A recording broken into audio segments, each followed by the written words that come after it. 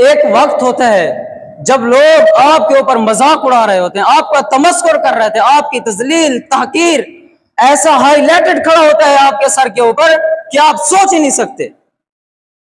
लेकिन फिर एक वक्त आता है जब ये पलटा घूमता है, अल्लाह का मौजज़ा आता है, इंसान के ऊपर अल्लाह ताला मन सलवा उतारता है।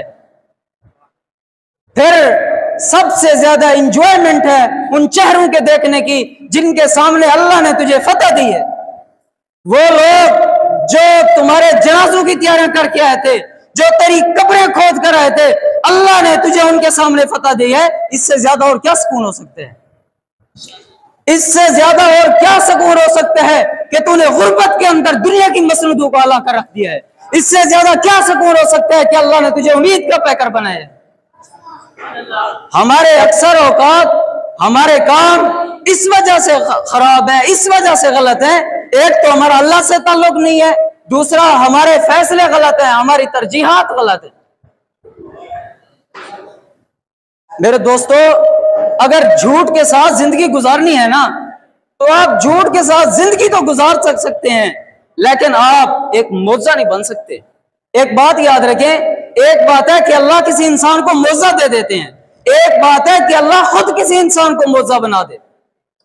इससे बड़ी क्या खुशी हो सकती है कि अल्लाह के यहाँ तू दलील बन जाए, अल्लाह के यहाँ तू एक हुज्जत बन जाए, अल्लाह के यहाँ तू मौजज़ा बन जाए।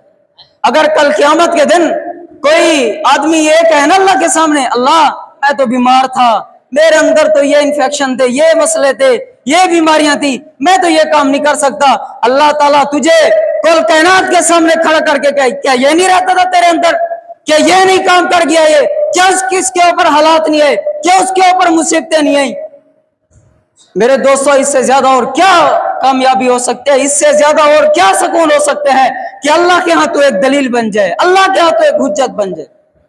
तो मेरे दोस्तों, इस कामयाबी को पाने के लिए, इस सफर के इख्तिताम के लिए ये याद रखें, आपका ताल्लुक अल्लाह से होना जरूरी है। अल्लाह ताला से ताल्लुक ये आपको एक न एक दिन कामयाब जरूर बनाएगा। हमने ये दीनी स्कूल्स, हमने इन स्कूलों को, दुनियावी तालीम को लात मारी है, हमने इस मदरसों की खाक छीनी है, हमने इन मदरसों की खाक छानी है। तभी तो अल्लाह ने यहां पर खड़ा किया है ना।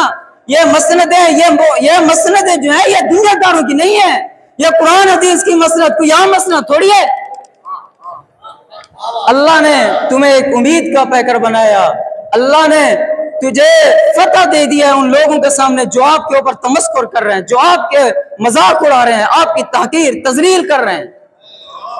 तो मेरे दोस्तों, आखिरी टू द पॉइंट बात करने चला हूं कि अगर आप कामयाब होना चाहते हैं तो उसके लिए दो बातें याद रखें। एक तो अल्लाह से ताल्लुक होना चाहिए, दूसरा अपने फैसलों को ठीक कर लें। दुआ है रब्बे कायनात तमाम तलबा को हकीकी कामयाबी अता फरमाए। जज़ाकुमुल्लाहु अहसनुल जज़ा।